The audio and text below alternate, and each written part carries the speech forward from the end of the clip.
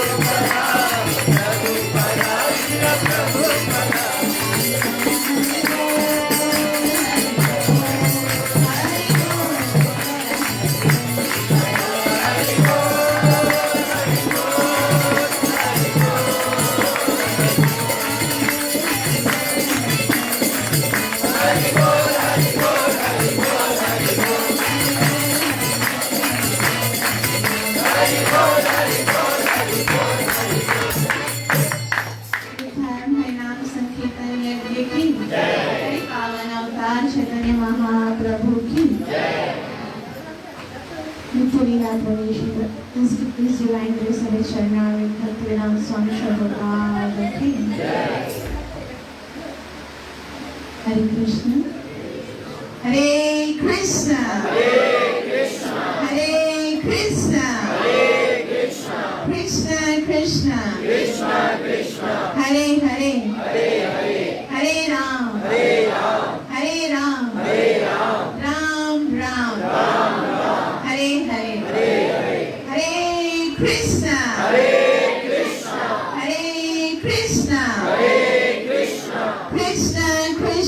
कृष्ण कृष्ण हरे हरे हरे राम हरे राम राम राम हरे हरे हरे कृष्ण हरे कृष्ण कृष्ण हरे हरे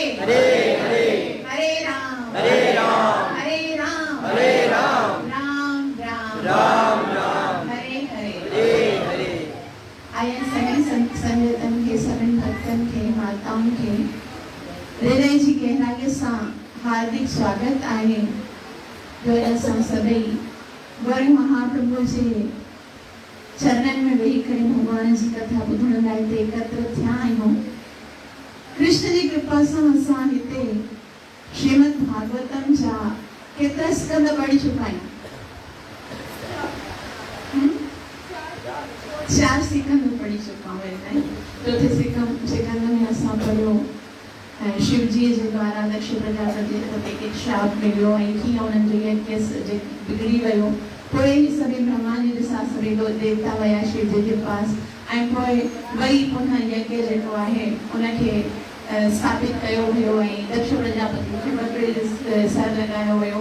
उनखां पोइ असां ध्रुव महाराज जे चरित्र जे विषय में पढ़ियो जेको अर्थार्थी भक्त हुयो ऐं उन्हनि 6 महीननि में भगवान श्री नारायण खे प्रकट कयो पंहिंजी तपस्या द्वारा ऐं उन में ध्रुव महाराज जे अॻियां जे वंश जे विषय में असां पढ़ियोसीं जंहिंमें प्रचेता हुया। असां अत्यंत सुंदर उन्हनि जो वर्णन पढ़ियो ऐं उनखां पोइ पुरंजन आख्यान पढ़ियो ऐं अंत में असां प्राचीन वरी जेके पुत्र हुआ प्रचेता जेके तपस्या करण विया ऐं पोइ शिवजीअ सां उन्हनि जी भेंट थी ऐं उन्हनि जो विस्तार पढ़ियो। माना महाराजा स्वयंभूमन महाराज जा केतिरा संतान हुआ कंहिंखे यादि आहे?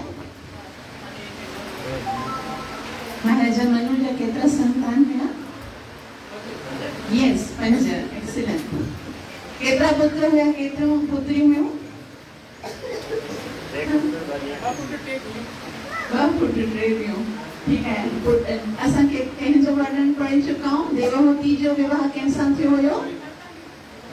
एक्सीलेंट। देवहूति जो विवाह कदम ऋषि सां उनजो असां 3 सिकंद में पढ़ियोसीं। ठीक है उनखां पोइ हाणे उन ॿियूं पुत्रियूं कहिड़ियूं हुयूं? प्रसूति ऐं आकुति। उनजे विषय में असां प्रसूति जो विवाह दक्ष प्रजापति सां ऐं हाणे वरी असां महाराजा उत्तानपाद ध्रुव महाराज जो जेको पुत्र हुयो पिताजी हुयो उन्हनि जे विषय में असां कहिड़े सिकंद में पढ़ियो?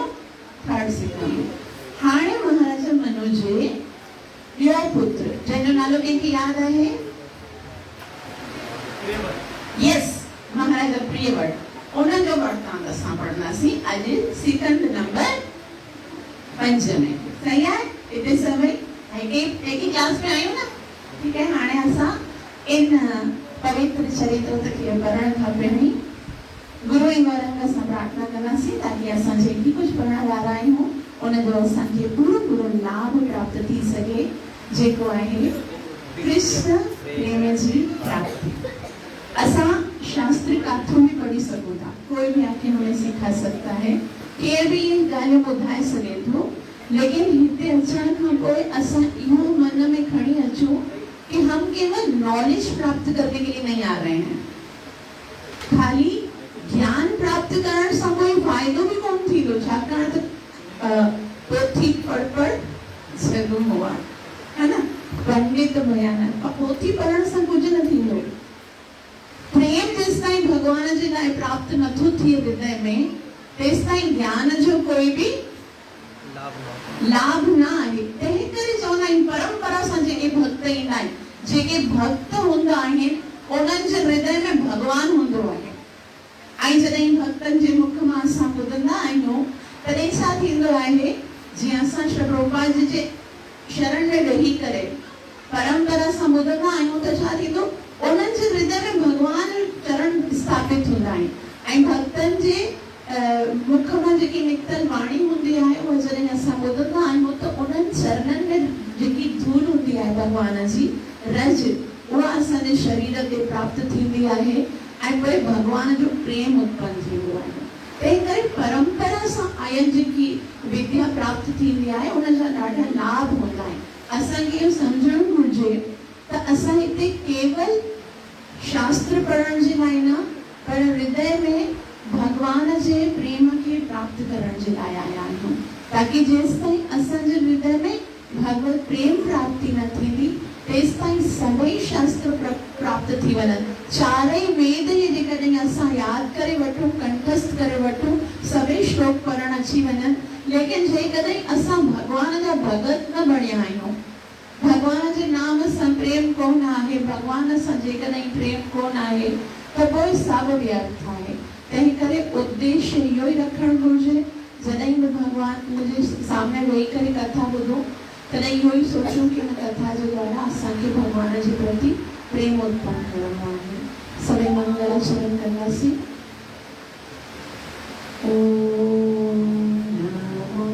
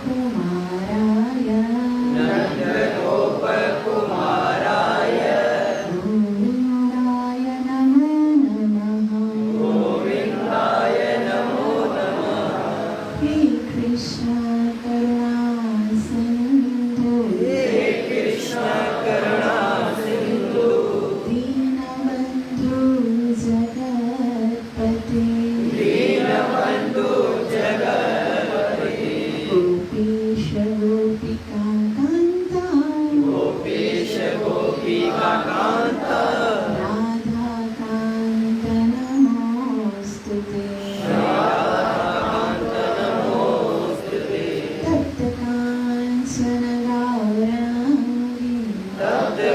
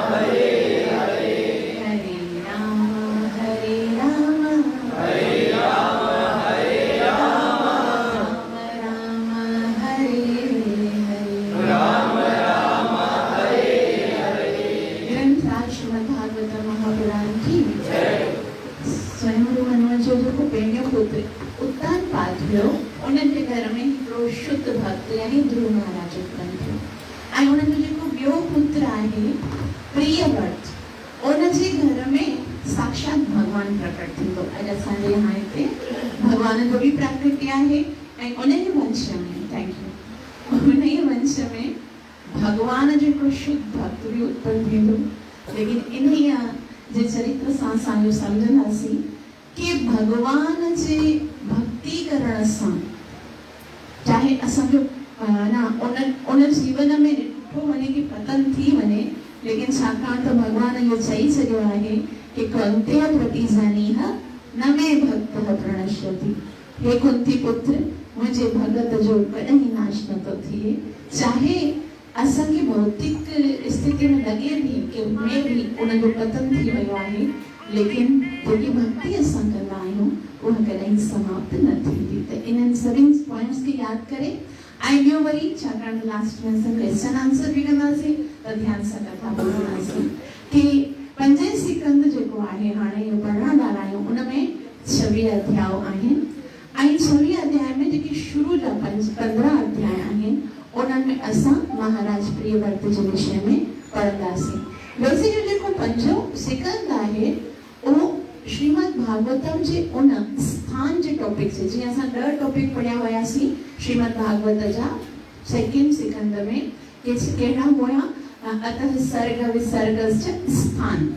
स्थान जो मतलब हूंदो आहे कहिड़ो स्थान, कहिड़ो लोक कहिड़ी जाइ ते आहे, कहिड़ो द्वीप जेको आहे सो कहिड़ी जाइ ते आहे, भूगोल खगोल माने ये जेके ज्योग्राफिक जेकी स्थिति हूंदी आहे न उनखे स्थान चवंदा आहियूं।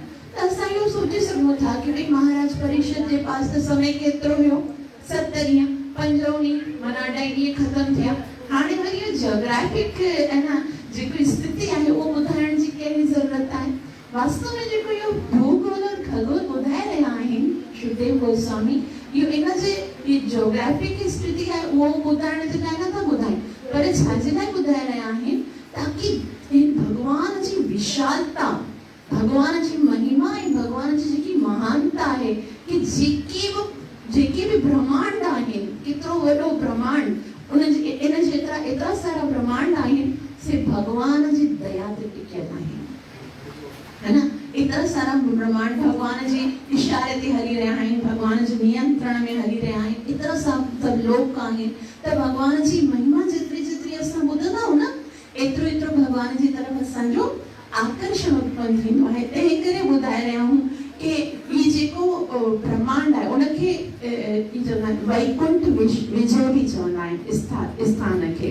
त इहो पूरो संसार भगवान ते टिकियल आहे, भगवान जी आज्ञा में हली रहियो आहे, भगवान जे नियंत्रण में आहे, भगवान ही इन जो स्वामी आहे। इन जे करे असां इहो पढ़ी रहिया आहियूं। त जेको मनो महाराज जो पुत्र प्रियव्रत हुयो बचपन खां ई नारद मुनि जे आश्रम में रहंदो। हाणे नारद मुनि सां जंहिंजो संग थी वियो उनखे भला राजाईअ में कहिड़ो मन लॻंदो, है न। कुछ क्षण जे लाइ जीअं असां पढ़ियोसीं उनजा दक्ष प्रजापति जा केतिरा सारा पुत्र हुया ऐं मिंटनि में उन्हनि खे ब्रह्मचारी ऐं हेत नारद मुनि जे आश्रम में सेवा कंदो हुयो। त उनखे कोई भी रुचि कोन हुई कि वो राज्य करे, लेकिन स्वयंभू मनु महाराज जेको हुयो जॾहिं प्रियव्रत जॾहिं उत्तानपाद जो जेको राज्य जी जेकी श्रृंखला हुई सा ख़त्म थी वई तॾहिं प्रियव्रत महाराज जे पास विया ऐं चयूं कि हाणे तुंहिंजो भाउ जो जेकी राज्य जेकी श्रृंखला हुई सा ख़त्म थी, हाणे तव्हांजी वारी आहे। तव्हां केसि ताईं नारद मुनि जे आश्रम में वेही करे सेवा कंदो, तव्हां हलो हाणे राज्य कयो। हाणे मूंखे बि तपस्या करण जे लाइ वञणो आहे त मां पुत्र संभालींदो त पिता वेंदो न सर।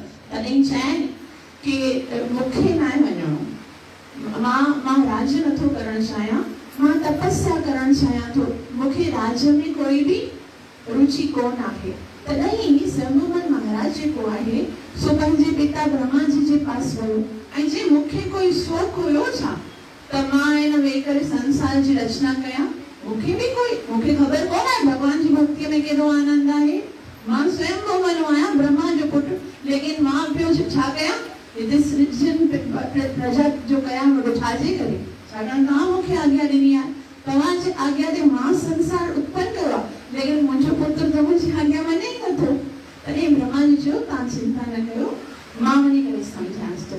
पोइ ब्रह्मा जी आया ऐं ब्रह्मा जी चवण लॻा कि ज़रूरी न आहे कि माण्हू ब्रह्मचारी बणिजी करे या आश्रम में वेही करे भगवान जी भक्ति करे सघे थो।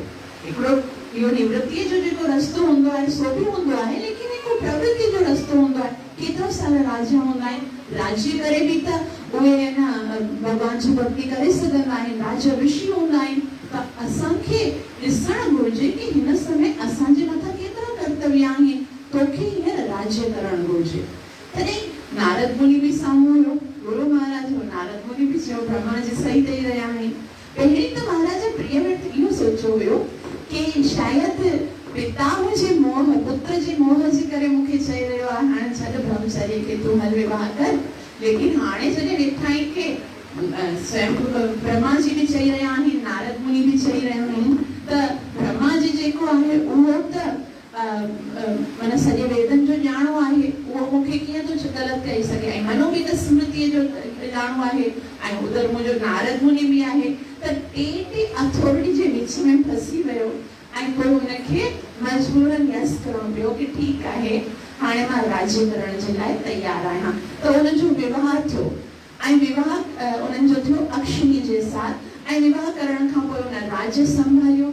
लेकिन छाकाणि त नारद मुनि खां शिक्षा प्राप्त करे रहियो, तंहिं करे राज्य जे अंदरि कोई आसक्ति न हुई।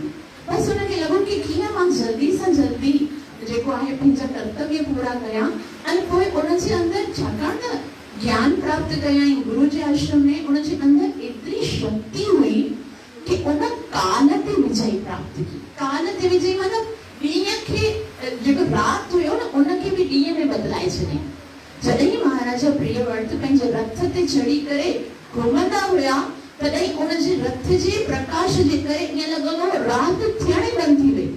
ऐं एतिरो उनजे रथ जो प्रकाश हुयो कि उन पंहिंजी साधना जे बल ते ॾींहं ऐं राति खे समान करे छॾियो, राति खे बि ॾींहं में। ऐं जॾहिं उहो रथ ते चढ़ियो तॾहिं उनजे रथ जा जेके पहिया हुया, चक्र हूंदा आहिनि न रथ जा, उनजे दबाव सां 7 समुद्र पेकजी विया। ऐं पहिरीं जेको संसार में इहे सभु चीजूं लेवल सां हूंदियूं कोन हुयूं।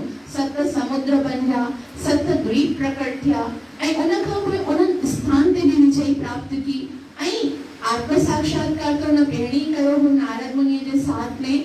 ऐं उन खां पोइ उन घणो ई समय जेको राज्य कयो। लेकिन पोइ इहे सभु जेके आहे लेवल बनाइण खां पोइ उन सोचो कि हाणे बसि मां ॾाढो कुझु करे वरितो, राज्य कयो, हाणे मूंखे वरी वनवास में वञी करे भगवत भक्ति करणु घुरिजे। पोइ भक्ति करण जे लाइ वियो। उन प्रियव्रत महाराज जो हिकिड़ो पुत्र हुयो, उनजो नालो हुयो अग्निधर। महाराज अग्निधर जेको हुयो उनजे अंदरि हाणे पिता जे अंदरि जेकी क्वालिटीज़ हूंदियूं आहिनि न, उन मां ज़रूरी कोन्हे सभई पुत्रनि जे अंदरि उहे सभई हुजनि।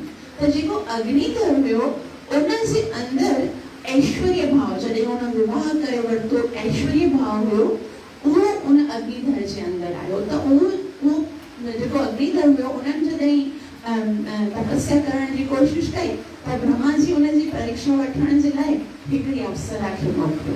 त हू त अप्सरा खे ॾिसी करे चरियो थी वियो ऐं उनजे पोयां चई ठीकु आहे। पोइ उन खां पोइ विवाह बि कयाई ऐं विवाह करण खां पोइ उनखे संतान उत्पन्न थी। ऐं हो पंहिंजे उनखे जेको संतान उत्पन्न थियो सो थियो महाराजा नाभि। प्रियव्रत जो अग्निधर, अग्निधर जो महाराजा नाभि। महाराजा नाभि खे विवाह कराए राज्य ॾेई करे जेको महाराजा अग्निधर हुयो सो हली वियो अप्सराउनि जे लोक में। हाणे राज्य कंहिंजे हथ में आयो? महाराजा नाभि जे हथ में। लेकिन महाराजा नाभिअ खे कोई संतान उत्पन्न न थी। तॾहिं छा थियो? जॾहिं संतान उत्पन्न न थियो तॾहिं महाराजा नाभि एतिरो सुंदर राजा हो। जेको प्रियव्रत महाराज हुयो उनजे अंदरि जेको तेज हुयो धर्म जो, तपस्या जो, उहो उनजे अंदरि अची वियो हुयो। तंहिं करे उहो ॾाढो ई अञा सुंदर धर्मात्मा राजा हो, घणो ई सुंदर राज्य हलाए रहियो। संतान कोन हुई त जेके बि ब्राह्मण हूंदा, पहिरें ज़माने में राजा जे साथ घणा ई ब्राह्मण सलाहकार हूंदा हुया। हाणे छाकाणि त राज्य जेको आहे उनखे उत्तराधिकारी घुरिजे, तॾहिं जेके ब्राह्मण हुया उन्हनि महाराजा नाभि खे चयो कि असांखे हिकिड़ो विशाल यज्ञ करणु घुरिजे भगवान विष्णु जी प्रसन्नता जे लाइ। त उन्हनि विशाल यज्ञ कयो भगवान विष्णु जी प्रसन्नता लाइ। ऐं उन यज्ञ में ब्राह्मण एतिरे सुंदर ऐं एतिरी सिंसियरिटी जे साथ मंत्र पढ़िया कि साक्षात भगवान प्रकट थी वियो। ऐं जॾहिं प्रकट थी वियो तॾहिं भगवान चयो कि मां हाणे तव्हांजे साम्हूं प्रकट थियो आहियां, तव्हांखे जेको वरदान घुरणो हुजे सो घुरियो।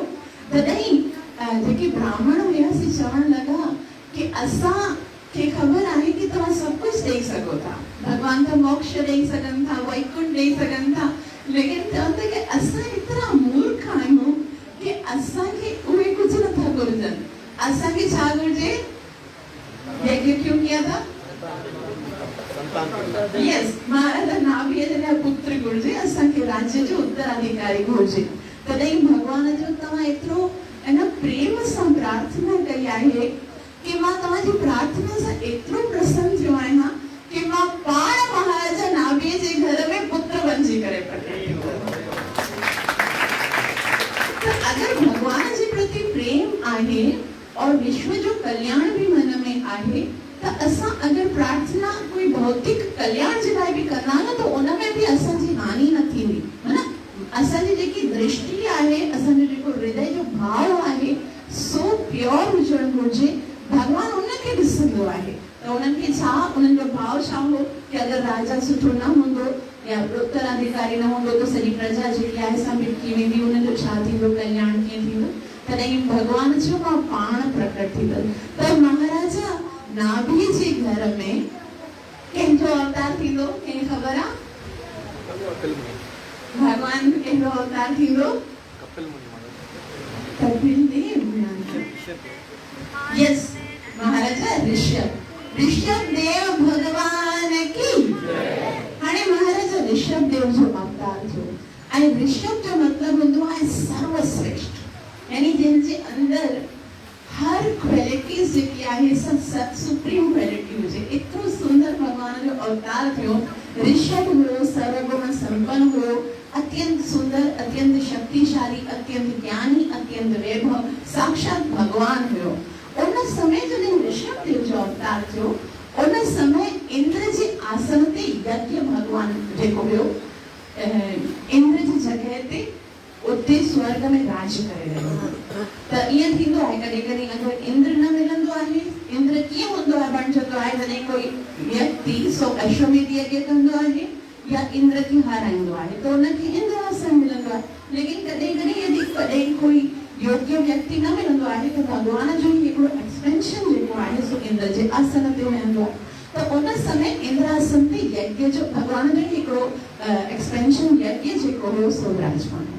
हाणे जॾहिं ऋषभ देव जो अवतार थियो तॾहिं यज्ञ भगवान जेको आहे, जेको इंद्र आसन ते हुयो, उन ऋषभ देव जी परीक्षा वठण जे लाइ वर्षा बंदि करे छॾी।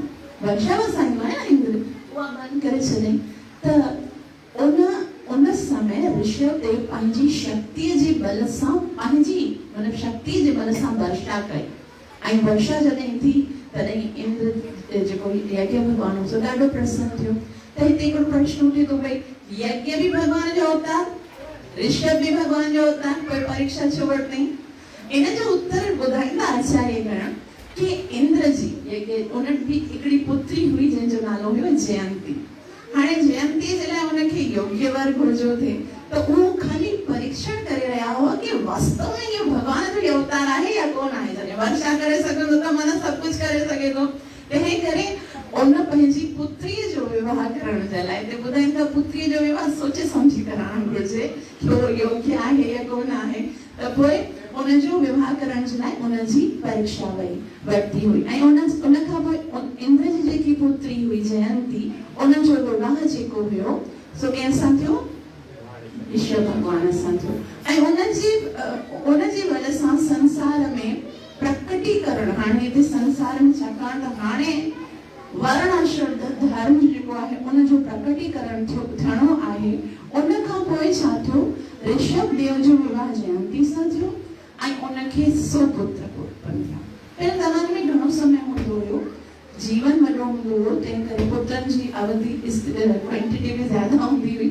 त सुपुत्र ऋषभ देव खे उत्पन्न थिया ऐं उन्हनि जे पुत्रनि जो जेको वर्ण आहे हिकदमि अद्भुत आहे।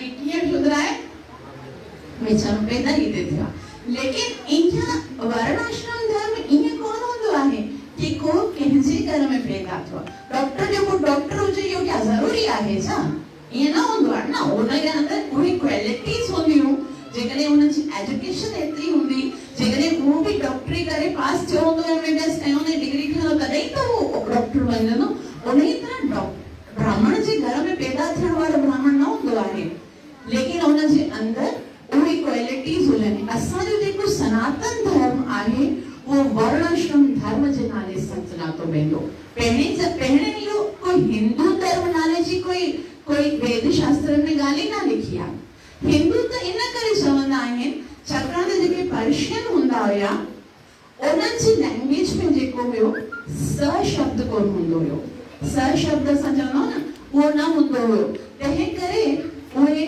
सप्ताह खे हफ़्ता चवंदा स जे बदले में छा चवंदा हुया ह त जेकी सिंधु नदी आहे उनखे छा चवंदा हुया हिंदू नदी ठीक आहे उनजे पास में जेके रहंदा हुया सिंधु नदी जे किनारे उनखे हिंदू हिंदू करे सघंदा छाकाणि त हिंदू हिंद नदीअ जे किनारे में रहंदा हुया तंहिं करे उन्हनि जो नालो अची वियो बसि खाली हिंदू हिंदू लेकिन असांजो जेको सनातन धर्म आहे उहो वास्तव में वर्णाश्रम धर्म आहे 4 वर्ण आहिनि 4 आश्रम आहिनि है न ब्राह्मण क्षत्रिय वैश्य ऐं शूद्र ये वर्ण आहिनि आश्रम कहिड़ा आहिनि ब्रह्मचर्य गृहस्थ वानप्रस्थ ऐं सन्यासी त इहे हर जाइ ते आहिनि इहे कोन आहे कि सिर्फ़ सनातन धर्म जा इहो जेको विभाजन आहे इहो होल वर्ल्ड जो आहे वो पूरे संसार जो आहे ब्राह्मण मतलब कहिड़ो कुछ व्यक्ति हूंदा आहिनि जेके बुद्धि ज़्यादा यूज़ कंदा आहिनि जेके शास्त्रनि खे पढ़ंदा आहिनि उहे हर वर्ग में हूंदा आहिनि छा असां किसी फॉरेन कंट्री में वञूं असांखे हुते बुद्धिजीव न मिलंदा जेके बुद्धिमान हुजनि त उहे वास्तव में ब्राह्मण आहिनि अलॻि ॻाल्हि आहे कि उन्हनि जो नालो साइंटिस्ट रखियो हुजे या वैज्ञानिक रखियो हुजे लेकिन उहे छाकाणि त शास्त्रनि खे पढ़ी करे बुद्धि सां कमु कंदा आहिनि ऐं कोई ॿिया जेके हूंदा आहिनि से क्षत्रिय हूंदा आहिनि क्षत्रिय माना जेके शस्त्र संभालनि जेके पंहिंजी शक्तिअ सां उहे जेके आहिनि से संसार खे प्रोटेक्ट कनि जीअं पुलिस वारा हूंदा आहिनि है न उहे हर वर्ग में हूंदा आहिनि ऐं उन खां पोइ वैश्य हूंदा आहिनि वैश्य माना जेके गौ पालन कनि खेती कनि या कारोबार बिज़नेसमैन उहे हर जॻह ते हूंदा आहिनि ऐं ॿिया हूंदा आहिनि जेके शूद्र माना जेके उनटिन्यू जेके ॿिया वर्ग आहिनि उन्हनि जी सेवा कनि से त हर जाइ ते आहिनि त इहो वर्णाश्रम धर्म जेको आहे उहो यूनिवर्सल आहे इहो खाली हिंदू धर्म में न अॼु असांखे इन करे सम्झा नथा वञनि छाकाणि त वर्णाश्रम धर्म जो जेको वर्गीकरण आहे उनखे सही तरह सां सम्झायो न हुयो ब्राह्मण जो पुत्र ब्राह्मण क्षत्रिय जो पुत्र ईअं करे ॿुधा लेकिन ऋषभ देव जा केतिरा पुत्र थिया 100 पुत्र थिया उन्हनि मां 81 कर्मकांडी ब्राह्मण थिया 81 कर्मकांडी ब्राह्मण थिया 9 योगेंद्र तपस्वी योगेंद्र थिया 9 जेके महाराजा निमीअ खे अॻियां हली करे ज्ञान ॾींदा ऐं 10 पुत्र क्षत्रिय थिया जेके 10 जेके द्वीप आहिनि उन्हनि जा राजा थिया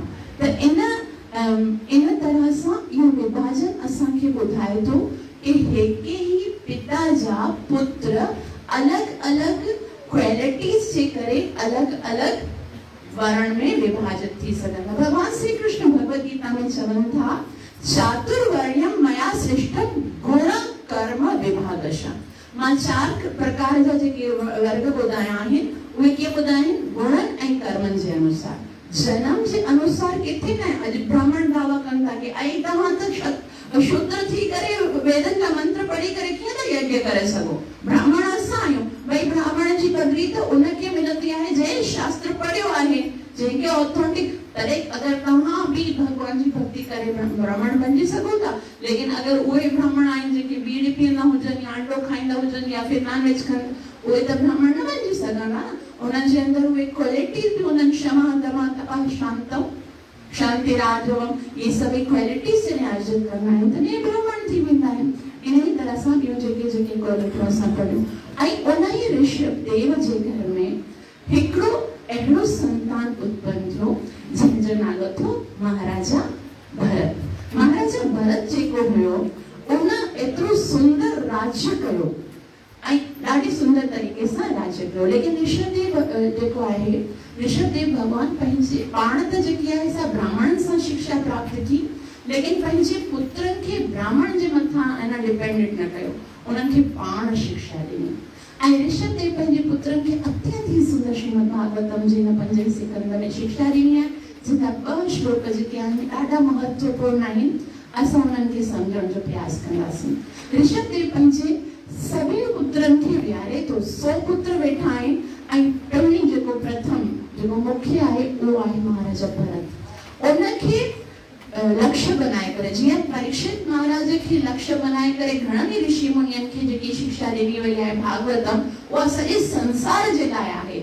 उन ई तरह ऋषभदेव भगवान जेको पंहिंजे पुत्र खे लक्ष्य, भरत खे लक्ष्य, हाणे भरत उहो आहे पहिरीं जेको हुयो इहो भारत वर्ष जेको आहे उन जो नालो हूंदो हुयो अजनाब वर्ष। छा नालो हूंदो हुयो? ऐं उन खां पोइ महाराजा ऋषभदेव जेको आहे उन जे पुत्र जे नाले सां इनखे छा चयो वेंदो आहे? भारत वर्ष। माना हू केतिरो महान आहे। हाणे भारत यानी सॼे संसार, भारत पहिरीं चयो न जेतिरा बि भारत वर्ष जे अंदरि जेतिरा बि मनुष्य आहिनि उहे रहंदा, त उन्हनि सभिनि जे लाइ इहा शिक्षा ॾाढी महत्वपूर्ण आहे जेकी ऋषभदेव पंहिंजे पुत्रनि खे ॾिनी आहे। ऐं ऋषभदेव चवनि था पंहिंजे सभिनि पुत्रनि खे, नायम देहो देह भाजाम निलोके कष्टान कामान अहर्ते विट्ट भुजाम ये तपो दिव्यम पुत्र कायेन सत्वम। ये चवनि था नायम देहो, देहो माना इहो जेको देह आहे, देह भाजाम निलोके, निर्लोके माना मनुष्य जो जेको देह आहे, हे मुंहिंजा पुत्रो हिकिड़ी ॻाल्हि यादि रखो कि 84 लख योनियुनि में भटकण खां पोइ जेकी इहा मनुष्य जी देह मिलंदी आहे उहा कष्टान कामान अहर्ते विट्ट भुजान, उहा कुतनि ऐं मल खाइण वारे सूअरनि जी तरह केवल इंद्रिय भोग जे लाइ नाहे मिली आहे। हिन मनुष्य देह जो लक्ष्य इहो कोन आहे त असां जीअं जिनावर आहार निद्रा कंदे कंदे संतान उत्पन्न करे मरी वेंदा आहिनि, ऐं असां बि इहो ई करियूं। त पोइ वरी पुत्र पुछनि था, अच्छा पोइ मनुष्य देह जो लक्ष्य छा आहे? पोइ चवनि था ये तपो दिव्यम, हे जेको मनुष्य देह आहे उहो दिव्य तपस्या करे भगवत प्राप्ति करण जे लाइ मिलियो आहे। छाकाणि त जेकॾहिं असां हिन मनुष्य देह में भगवान खे प्राप्त न कयो त पोइ वरी छा थींदो? असांजे हिन आत्मा खे बारंबार जन्म मरण जे चक्कर में फांसी करे 84 लाख यूनियन में भटकणो पवंदो।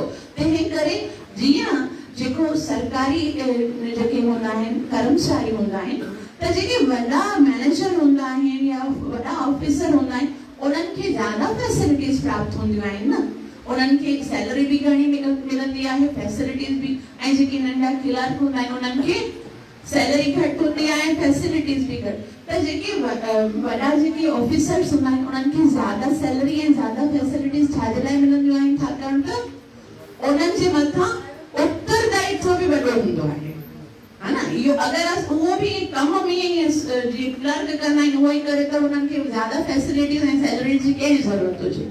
उन्हनि जो उत्तरदायित्व, उन्हनि जी जेकी रिस्पॉन्सिबिलिटी हूंदी आहे उहो ज़्यादा हूंदी आहे।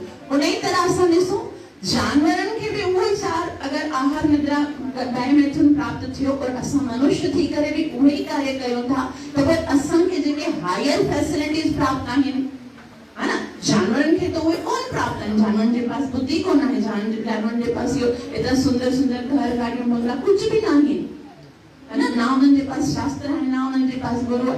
तो ये सब मनुष्य के हायर फैसिलिटीज छाजे लाइ मिलियूं आहिनि? ताकि उन्हनि जो उत्तरदायित्व वॾो आहे, उन्हनि खे भगवत प्राप्ति करण जे लाइ ये सब साधन मिलिया आहिनि। त इन करे चवनि था ही जेको मनुष्य जीवन आहे सो स्पेशल जेकी भगवत प्राप्ति जे लाइ मिलियो आहे। तंहिं करे इन नंढे नंढे जानवरनि जे कमनि में उन्हनि खे ख़तमु नाहे करणो आहे, बल्कि तपस्या करनी है। वैसे तो संसार में ॾिसो न सभई तपस्या करे रहिया आहिनि, हर कोई तपस्या करे रहियो आहे। नंढड़ा ॿार जेके आहिनि घर छॾे करे वेंदा आहिनि स्कूल में पढ़ण, उहा बि तपस्या आहे। जेके माता हूंदा आहिनि घर में वेही करे सॼो ॾींहुं कार्य कंदा आहिनि, उहो बि तपस्या आहे। पुरुष जेके हूंदा आहिनि से बिज़नेस कंदा आहिनि, ॾिठो वञे त उहो बि तपस्या। लेकिन वो सब तपस्या भगवत भगवत प्राप्ति के लिए नहीं, आहार निद्रा भय मैथुन के लिए कर रहे हैं, है ना। एजुकेशन क्यों? ताकि अच्छी नौकरी मिलेगी, धन मिलेगा, फिर वही काम करेंगे, है ना। उन टेक्नोलॉजी को भी धन बिजनेस क्यों कर रहे हैं? ताकि ज्यादा धन कमाएंगे, वही कार्य करेंगे। लेकिन यह तपस्या करणी आहे जिनजे द्वारा असांखे भगवत प्राप्ति थी सके। ऐं ऋषभदेव जेके आहिनि से चवनि था, अगर इन मनुष्य जीवन में उद्धार न कयो तो कोई तो असांजे पास कुछ भी प्राप्त न थियो मनुष्य जीवन प्राप्त करे। तंहिं करे अगर मनुष्य बणिया आहियूं, नेक्स्ट श्लोक में चवनि था, गुरु न सस्यात्, पिता न सस्यात्, जननी न सस्यात्, स्वजनम न सस्यात्। उहुन गुरु के गुरु बणजण जो अधिकार कोन आहे जेको जन्म मृत्यु जे चक्कर खां पंहिंजे शिष्य के बचाए न सके। उन पिता के पिता बणजण जो अधिकार कोन आहे जेकॾहिं उहो पंहिंजे पुत्र खे सत्मार्ग ते हलाए नथो सघे। उहा माता जेकी पंहिंजे पुत्र खे भगवत चरणनि में अर्पित थियण जी शिक्षा नथी ॾेई सघे, उनखे माता बणजण जो अधिकार कोन आहे। उन राजा खे राजा बणजण जो अधिकार कोन आहे जेको पंहिंजे प्रजा खे सत्मार्ग खे हलाए करे भगवान जी भक्ति जो उपदेश न ॾे। तंहिं करे जेकॾहिं असांखे कोई पद स्वीकार करणो आहे त पहिरीं असां ॾिसूं जेके असांजे आश्रित आहिनि, छा उनखे असां भगवत भक्ति में अॻियां वधाए सघूं था? न त पोयां रहो, कुछ करने की जरूरत नहीं। त पोइ ईअं ॿुधाइनि था कि असांजे जीवन जो मक़सद आहे पाण बि भगवान भगवत प्राप्ति जे लाइ तपस्या कयूं ऐं जेके असांजे आश्रित आहिनि उन्हनि खे बि मनुष्य जीवन जे लक्ष्य जेको आहे उन जी प्राप्ति जे विषय में ॿुधायूं। उन खां पोइ ये शिक्षा ॾियण खां पोइ पंहिंजे पुत्र राजा भरत खे राज ॾियण खां ॾेई करे महाराजा ऋषभदेव जेके आहिनि से पाण वन में हली विया ऐं वन में वञी करे उहे अवधूत जी, माना अवधूत यानी उन्हनि खे कुझु बि शरीर जी सुध न हुई, कुझु खाए मिलनि त न खाए, ऐं अजगर वृत्ति, कुझु बिल्कुलु कहिड़ी बि शइ में उन्हनि जी कोई आसक्ति न हुई।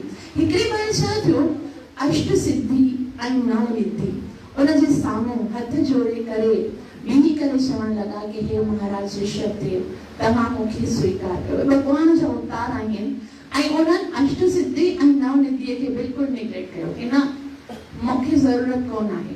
तॾहिं महाराजा परीक्षित चवण लगा कि हे राजा, हे सुखदेव गोस्वामी, आखिर वो तो भगवान जो अवतार आहिनि, क्या बिगाड़ देती है सिद्धियां और नौ निधियां उनकी, तो उन्होंने स्वीकार क्यों नहीं किया?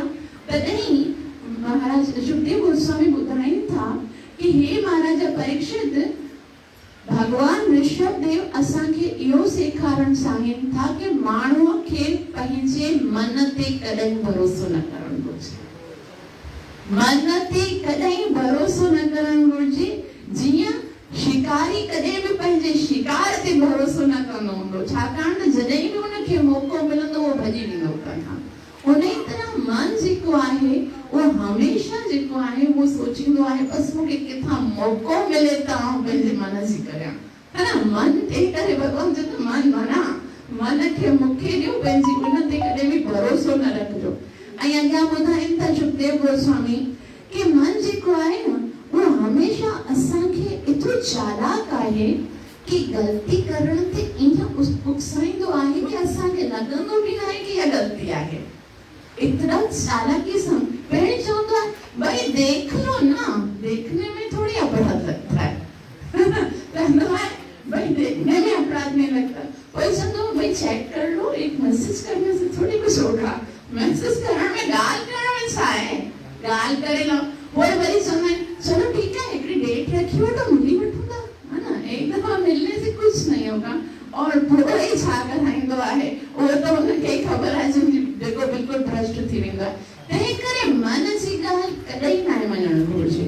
ऋषभदेव जी के आहिनि वो उन तरह सां सभिनी सिद्धियुनि खे छॾी करे ऐं पोइ एकांत में वञी करे वन में तपस्या करणु लॻा ऐं उन खां पोइ वन में हिकु दफ़ा तेज़ अग्नि लॻी ऐं उन अग्नीअ में उन्हनि पंहिंजे शरीर खे त्याॻियो। इहो ॿुधायो वञो आहे त ऋषभदेव जे शरीर में, छाकाणि त हुनजी अजगर वृत्ति हुई, हुन स्नान में न ॿियो कुझु बि न कंदा हुआ, बसि पूरो ध्यानु जेको हुयो सो भॻवान में। ऐं ईअं ॿुधायो वियो आहे कि उनजे शरीर मां जेको मल मूत्र निकिरंदो हुयो उनजी सुगंध अगरू ऐं ऐं जेको अगरु हूंदो आहे ऐं अगरबत्ती ऐं एतिरी सुगंध हूंदी 8 जोजन ताईं हुनजी सुगंध वेंदी हुई।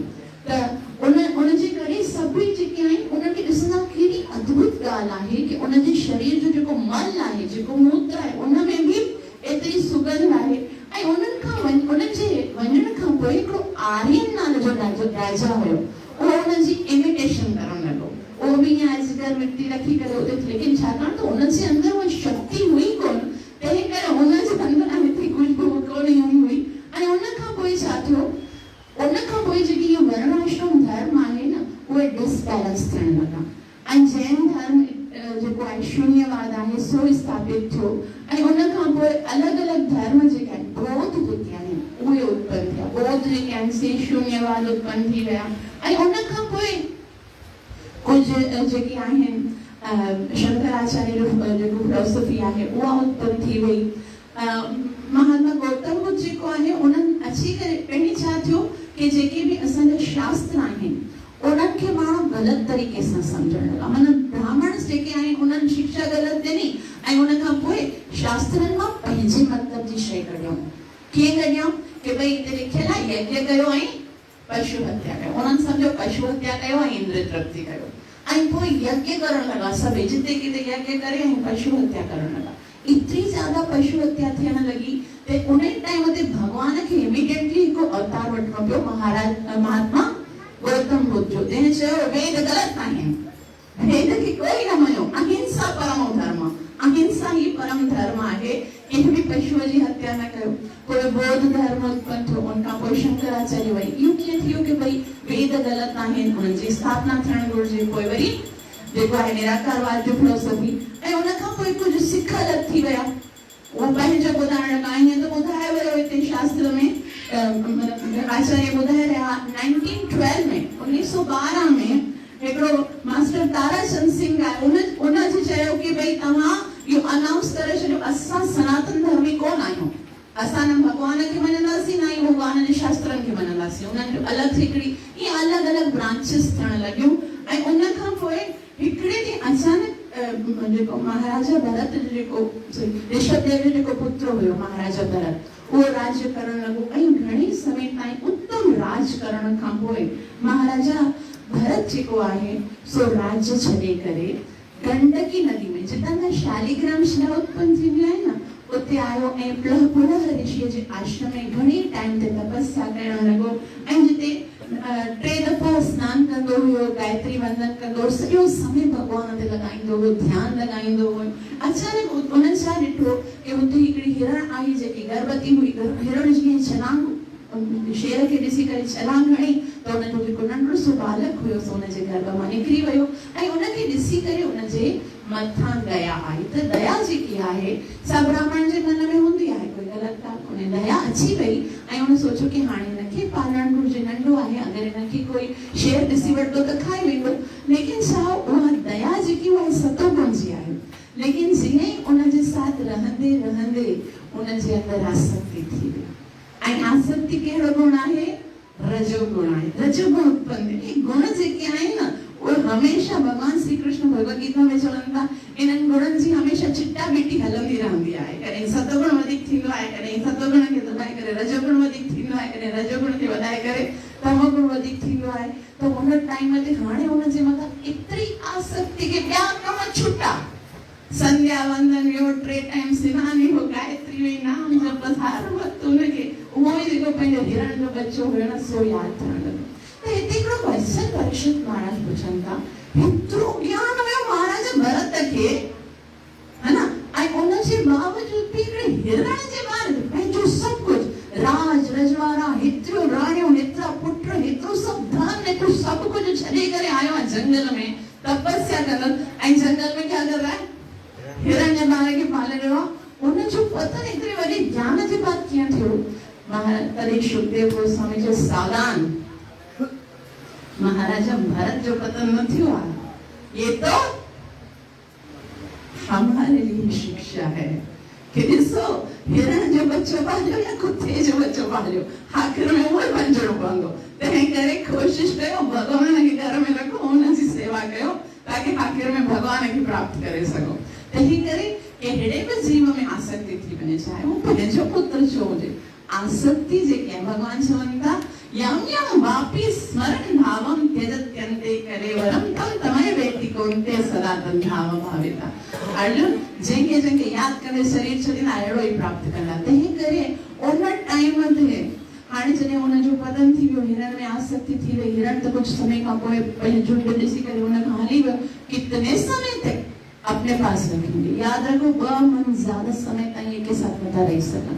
आखिर त उन्हनि खे अलॻि थियणो ई हूंदो आहे, त हिरण त हली वियो, लेकिन महाराजा भरत उन हिरण खे यादि कंदे कंदे कंदे शरीर छॾियो।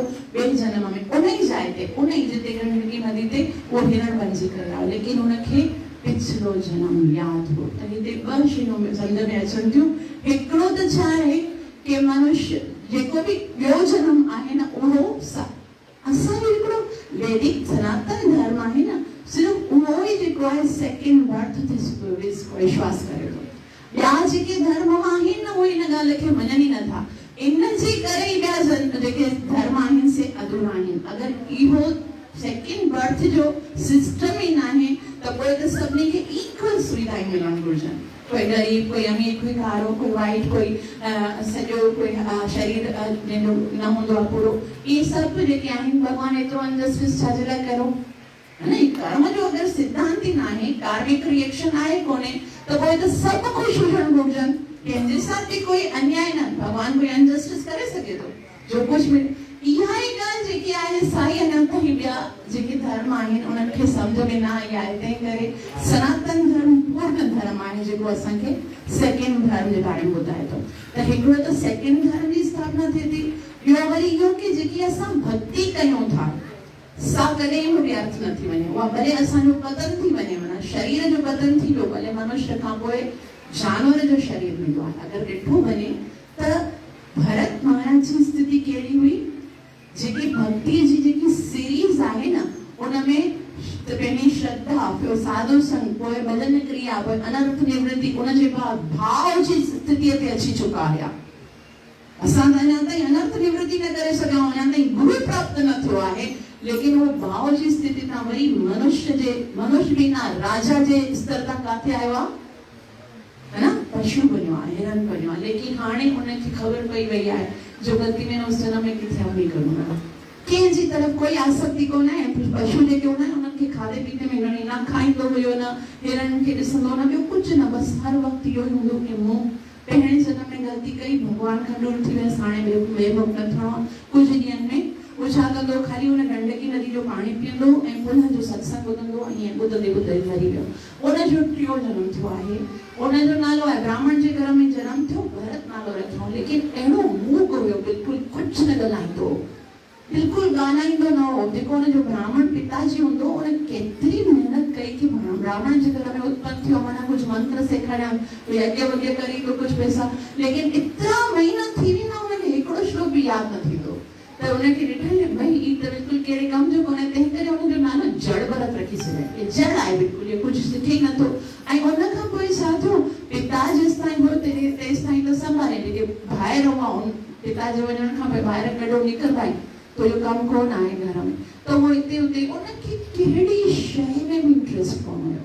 जेको अगरि कुझु मिलंदो हुयसि कचो पको खाई वठंदो हो। केरु चवंदो गायूं न चारे अचो, त कोई छा कंदो, किथे गायूं चाराईंदो, केरु चवंदो खेत जी अची करे रखवाली कर, त उहो जेके ईंदा कबूतर उनखे चवंदो खाओ, जेके खाइणो हूंदो सभु कुझु भॻवान जो आहे। कहिड़ो कुझु बि उनखे ख़बर न हूंदी, जेको कुझु बि आहे उहो भॻवान ते आसरे में रखी करे पाण हलंदो, मिले त खाए, न मिले त हर जाइ में धन्यवाद। हिकिड़े दफ़े छा थियो, हाणे उहो छा न असां टेंशन में हूंदा न तॾहिं कमज़ोर हूंदा, जॾहिं टेंशन कोन हूंदी आहे तॾहिं त उहो हिकदमि हेल्दी हुयो, ताज़ो घटि मताड़ो।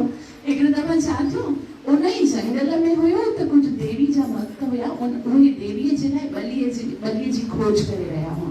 उन्हनि ॾिठो कि वाह भई हे त केॾो नाइस आहे, मतिलबु मौतो आहे एतिरो, ऐं उनखे ॾिसी करे त देवी ॾाढो ख़ुशि थी, उनखे खणी विया, तेल वेल लॻाए करे तैयार करे गुलनि जी माला विझी करे चयूं हाणे त देवीअ खे हिन जी बलि ॾींदासीं। वो बि ख़ुशि पियो कराए, केरु करे थोरो त कर, उनखे त परवाह ई कोन्हे, मरणो हूंदो भॻवान खे मारींदो, जीआरणो हूंदो त जीआरींदो।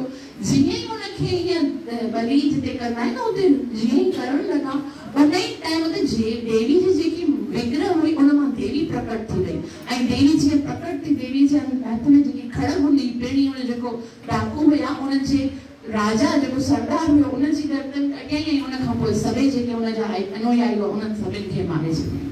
त हिते हिकिड़ी ॻाल्हि सिद्धांत सम्झण जी इहा आहे कि भगवान जे भक्त जे मथां अगर कोई देवी देवताउनि जो भक्त भी जॾहिं उन्हनि जे मथां कोई गलत अत्याचार करण चाहे तो वो देवी देवता जेके आहिनि वो पंहिंजे भक्तनि खे नाश कंदा आहिनि लेकिन भगवान जे भक्तनि खे बचाए कंदा आहिनि। भगवान जे भक्त सां खाली भगवान प्रेम कोन कंदा आहिनि, भगवान जे साथ संपूर्ण देवी देवता भी उन सां प्रेम कंदा आहिनि। जीअं पहिरीं वारी कथा में असां कीअं पढ़ियो हुयो कि पर्चिता जेके आहे से भगवान जी भक्ति करण विया ऐं शिव जी चयो त मां तव्हांजो दर्शन करण जे लाइ आयो आहियां। शिव जी खे चयो तव्हांजे दर्शन करण लाइ त केतिरी तपस्या करणी पवंदी आहे त हो चए थो हा मुंहिंजे दर्शन जे लाइ तपस्या करणी पवंदी आहे लेकिन मां पाण वेंदो आहियां जिते भगवान जा भगत हूंदा आहिनि उन्हनि जो दर्शन करण जे लाइ। त उन खां पोइ देवी जेको आहे सभिनि डाकुअनि खे मारे छॾियो ऐं उन खां पोइ जेको जड़ भरत हुयो सो ईअं अॻियां वधंदो हिकिड़े दफ़े छा थियो सौविर जे देश जो जेको राजा हुयो जंहिंजो नालो हुयो रवोगण उहो कपिल मुनीअ जे आश्रम में वञी रहियो हो उपदेश ॿुधण जे लाइ। ऐं छा थियो पंहिंजे ज़माने में जेके राजा हूंदा हुआ से पालकीअ ते वेही करे हूंदा पालकीअ में वियो ऐं उन जा 4 कहार जेके हुया से पालकी खणंदा हुया।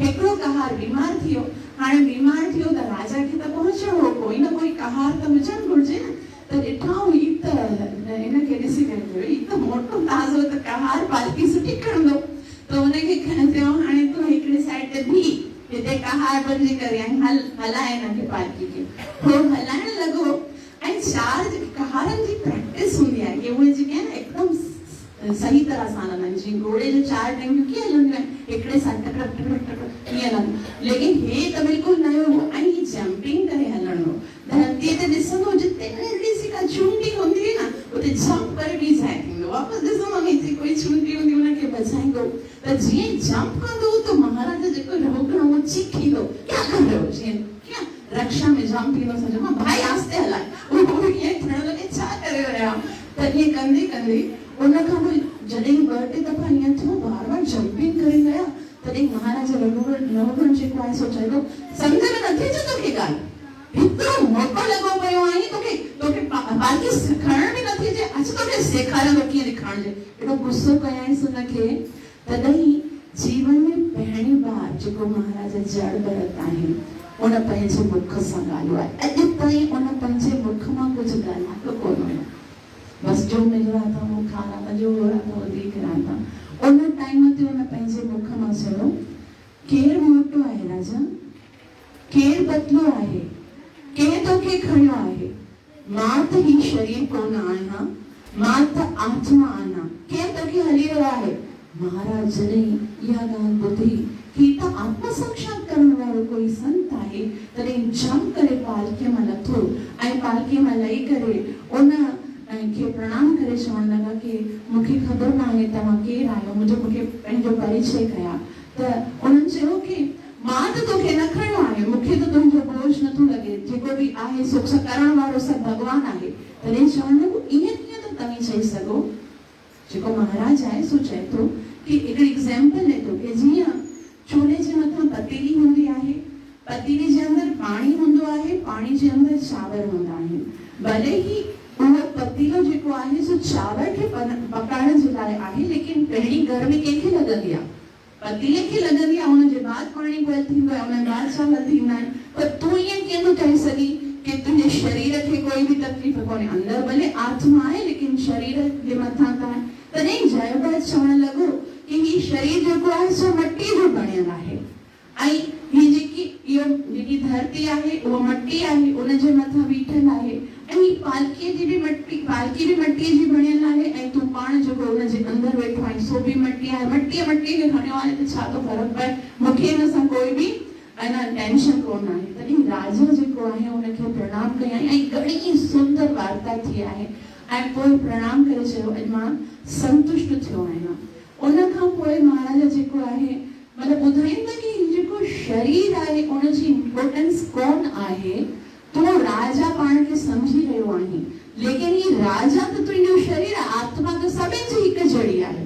एॾी सुंदर ॻाल्हि हिते आचार्यगण ॿुधाइनि था कि हिकिड़े दफ़ा महाराजा जनक जी सभा में जॾहिं अष्टावक्र वियो, अष्टावक्र हिकिड़ो मुनि हुयो जंहिंजे शरीर में 8 टाइप जा वक्कड़ हुया।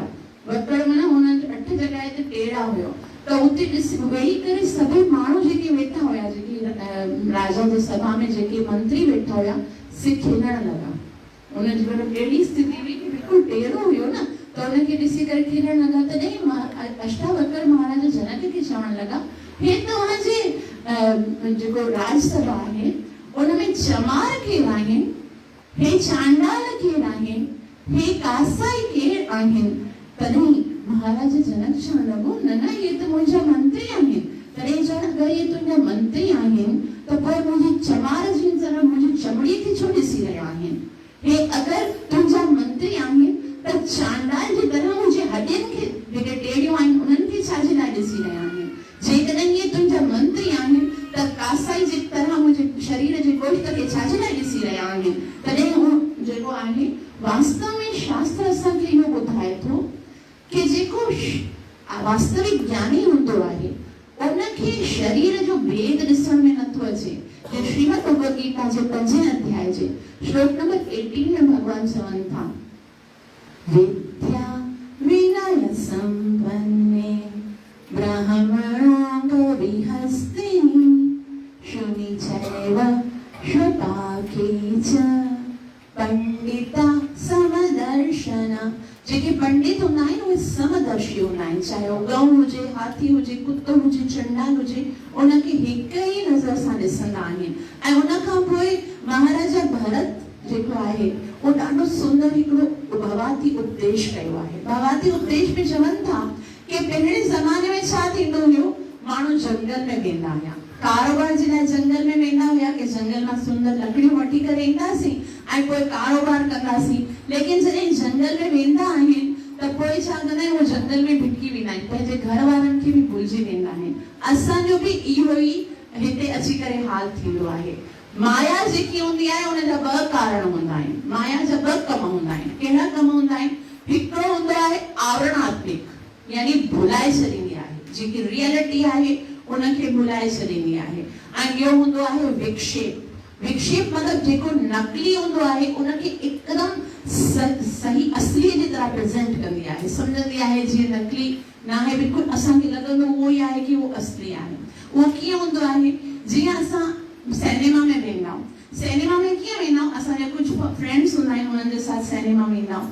ऐं सिनेमा में वञण जे टाइम ते त ठीकु आहे, असां पंहिंजे फ्रेंड्स जे साथ ॻाल्हाईंदा आहियूं, कंदा आहियूं, लेकिन थोरी देरि खां पोइ छा थींदो आहे, एकदम लाइट्स ऑफ थी वेंदियूं आहिनि। लाइट्स ऑफ थींदी आहे मतिलबु माया जो पहिरियों आक्रमण थियो आहे। पहिरियों छा कंदी आहे, असली खे भुलाए छॾींदी आहे, है न? असली ख़तम थी वई। जेको हाणे छा थींदो आहे, परदे ते पिक्चर स्टार्ट थींदी आहे, कोई उनमें जेके हीरो हूंदा आहिनि, हीरोइन्स हूंदा आहिनि, जेके बि नाटक कंदा आहिनि, उहो असां ॾिसंदा आहियूं ऐं उनमें खोइजी वेंदा आहियूं, पंहिंजे असली खे भुलिजी, ऐं जेकी रियलिटी आहे उनखे भुलिजी वेंदा आहियूं। जेको नकली हूंदो आहे उनखे असली सम्झंदा आहियूं। हीरो रोईंदो आहे त असांखे रोअण ईंदो आहे, हीरोइन ॾुखी थींदी आहे असां ॾुखी थींदा, हालांकि हुनमें असांजो कुझु आहे ई वञे ई कोन थो। जेके असांजा पंहिंजा आहिनि उनखे भुलिजी विया। उन ई तरह सां छा थींदो आहे, हिन भौतिक जगत खे भॻवान छाजे लाइ बणायो आहे? इन जे लाइ बणायो आहे कि हिते अची करे असां भक्ति करे भगवत प्राप्ति कयूं। हिते अची करे भगवान खे पहिरीं दफ़ा भुलिजी वेंदा आहियूं। गर्भ में असां प्रॉमिस करे आया आहियूं कि हाँ हुते वञी करे तुंहिंजी भक्ति कंदासीं। हिते अची करे माया जे प्रभाव सां छा पहिरीं भगवान खे भुलिजंदा आहियूं। Lights off. उन जे बाद छा थींदो आहे? उन जे बाद छा थींदो? ये मेरा पति है, ये मेरी पत्नी है, ये मेरे बच्चे हैं, ये मेरी घर है, ये मेरी फैक्ट्री है, ये मेरा संसार है। भगवान ॿियो जेको नकली आहे उहो ई सभु कुझु असांखे लॻंदो आहे असली आहे।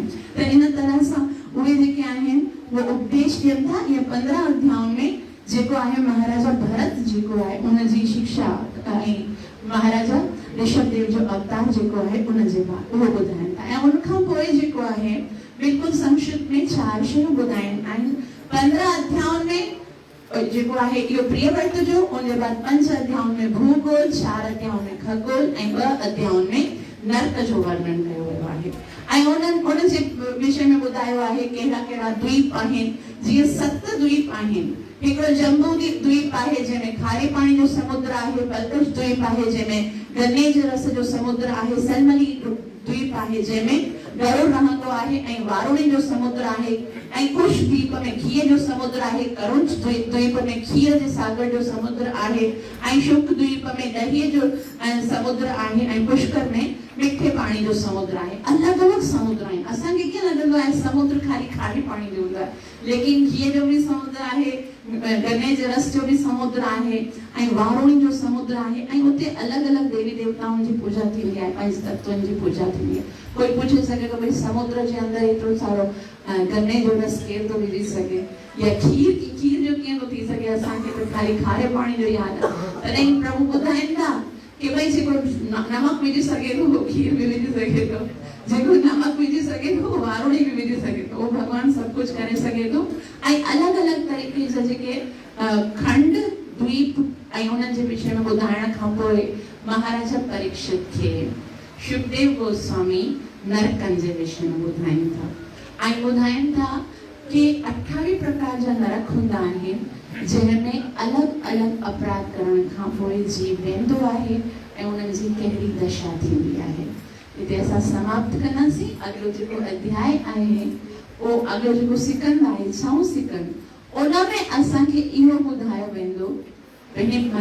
महाराजा परीक्षित जेको आहे उहो हिकिड़ो क्वेश्चन कनि था कि नरकनि जे विषय में न ॿुधाए।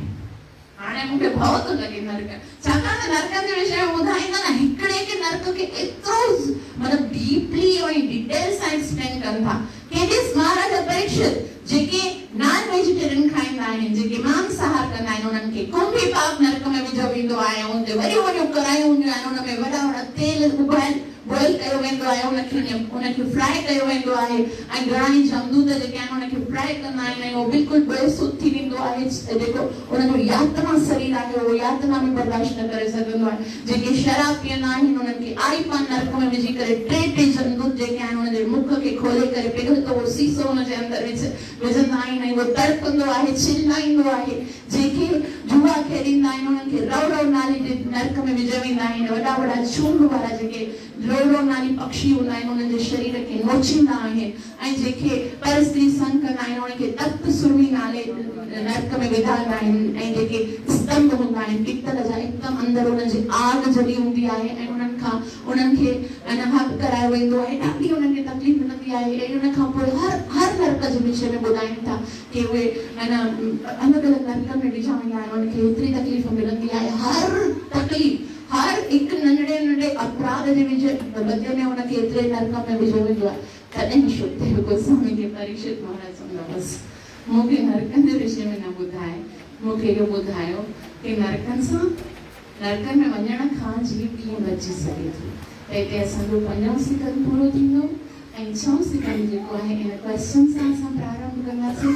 तव्हां सभिनी जा लख थोड़ा जो एतिरो प्रेम सां ॿुधो अथव, कृपया मूंखे आसीस कयो त मां पंहिंजी सेवा ऐं साधना खे सुठी तरीक़े सां करे सघां ऐं निरपराध भाव सां हरि जे नाम जो जप करे गुरु ऐं कृष्ण खे ख़ुशि करे सघां। ग्रंथराज श्रीमद् भागवतम महापुराण की कलि पावन अवतार चैतन्य महाप्रभु की नित्य लीला प्रवेश चरणारविंद भक्तिवेदांत स्वामी श्री प्रभुपाद की जय।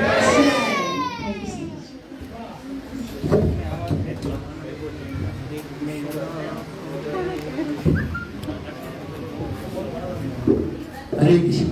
वेठा हो ट्रेन में वेठा हो इन खां पहिरीं को पाण कीर्तन कंदा वञो। ॿ टे अनाउंसमेंट सां शेयर कंदो हलां। अनाउंसमेंट खां पहिरीं माता प्रिया जेको कि ज़बरदस्त प्रवचन ॾिनो उन जे लाइ भरपूर तारीफ़।